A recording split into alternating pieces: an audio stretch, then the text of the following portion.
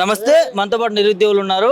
కాంగ్రెస్ ప్రభుత్వం నిరుద్యోగులకు మోసం చేసిందంటూ మరోసారి రోడ్డుకి ఎక్కినటువంటి అంశాన్ని చూస్తా ఉన్నాం. మాట్లాడించే ప్రయత్నం చేద్దాం. ఏం పేరండి? నా పేరు రాజు అండి.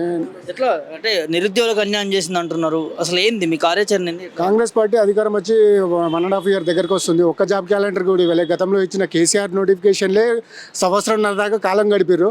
వాళ్ళు ఇచ్చిన కొత్త నోటిఫికేషన్లు అంటూ ఏవి లేవు. కేసీఆర్ ఇచ్చిన Group 2 Group 1 ఆ ఎగ్జామ్లు పెట్టే సంవత్సరంన్నర గడిపారు. ఇంకా కొత్త నోటిఫికేషన్లు ఇవ్వాలని జాబ్ క్యాలెండర్ ప్రకటించి ఆ ఎగ్జామ్లు ఎప్పుడు ఉంటాయి, ఏ టైంలో నోటిఫికేషన్ ఇస్తాం, ఏ టైంలో ఎగ్జామ్ ఉంటుంది, ఏ టైంలో రిజల్ట్ ఇస్తాం, ఇవన్నీ యూపీఎస్సీ లెవెల్లో పారదర్శకంగా జరుగుతాయని గతంలో చెప్పారు.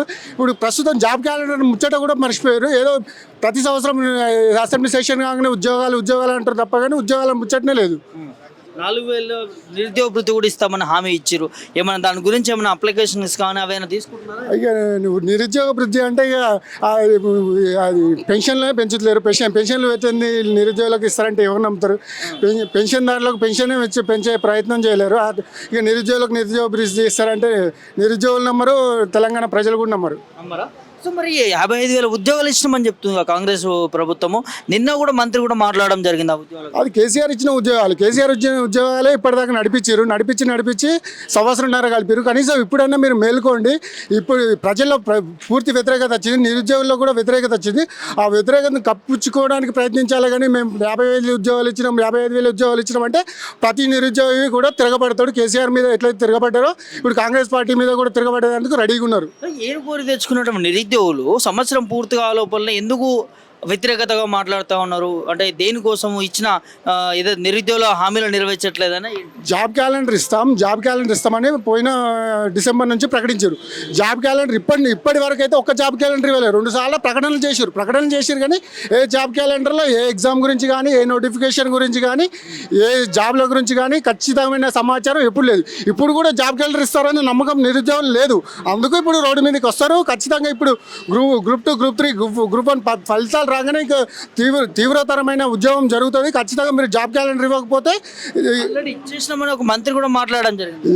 ఏ జాబ్ క్యాలెండర్ ఇచ్చిండు? అశోక్ నగర్ వచ్చి మాట్లాడమని ఏ మంత్రి ఇచ్చిండో, ఏ ఎమ్మెల్యే ఇచ్చిండో, ఏ అసెంబ్లీలో ఇచ్చారు? ఒక్కసారి అశోక్ నగర్కి వచ్చి మేము జాబ్ క్యాలెండర్ ఇచ్చినాం, జాబ్ క్యాలెండర్ ఇచ్చి దాని గురించి మేము నిరుద్యోగుల పక్షం నిలబడమని గెలిచిన ఎమ్మెల్సీలు అంటలేరు, గెలిచిన ఎమ్మెల్యేలు అంటలేరు, మంత్రులు కూడా అంటారు.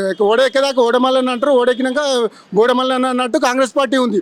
కనీసం ఇప్పటికైనా మేల్కోలేకపోతే ఇక వాళ్ళ సమాధి వాళ్ళు కట్టుకున్నట్టే. నిరుద్యోగులు కట్టాల్సిన అవసరం లేదు. అంటే గెలుపొందినటువంటి ఎమ్మెల్సీలు కూడా నిరుద్యోగులకు న్యాయం చేస్తున్నాము అంటూ వాళ్ళ గురించి మాట్లాడుతున్నామంటూ తిన్మార్ మల్లన్న కాంచి చాలా మంది మాట్లాడతారు. తిన్మార్ మల్లన్న ఆడ స్టూడియోలో మాట్లాడతాడు, గ్రౌండ్లోకి వచ్చి ఎప్పుడు చేయడు.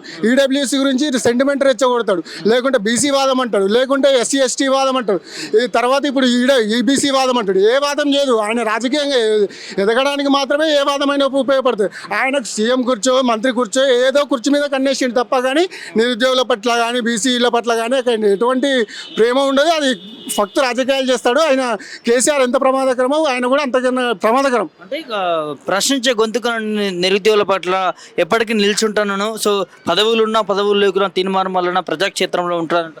ప్రజాక్షేత్రంలో ఆయన నిరుద్యోగుల గురించి ఎప్పుడు మాట్లాడలేదు. ఆ స్టూడియోలో మాట్లాడతాడు, స్టూడియోలో మాట్లాడింది తప్ప కానీ బయటకు వచ్చి నిరుద్యోగుల పక్షంలో అశోక్ నగరో దిల్షునగరో అటు పోయి మాట్లాడింది ఏం లేదు. ఆయన సెంటిమెంట్ ఆయన స్టూడియోలోకి వస్తే ఆయనకు ఓట్లు కానీ లేకుంటే ప్రజల ఆకర్షణ ఇచ్చుకోవడానికి ప్రయత్నం చేస్తాడు. కానీ ఆయన రాజకీయ నాయకుడిగా మాట్లాడతాడు కానీ నిరుద్యోగుల సమస్యలు పరిష్కరించడానికి అయితే చూడలేడు. ఎట్లా చూస్తారు ఫైనల్గా నిరుద్యోగులకు కార్యాచరణ ఎట్లా ఉంటుంది? రానున్న స్థానిక ఎన్నికలు కూడా ఉన్నాయి. ఇప్పటికే ఎమ్మెల్సీ ఎన్నికల్లో కాంగ్రెస్ పార్టీని కూడా ఈ అసెంబ్లీ సెషన్లో జాబ్ క్యాలెండర్ అనేది ప్రకటించాలి. ప్రకటించకపోతే మాత్రం ఇక నిరుద్యోగులు పెద్ద ఎత్తున ఉద్యోగం చేస్తారు. మరియు ఇప్పుడు పంచాయతీరాజ్ ఎలక్షన్లు ఉన్నాయి.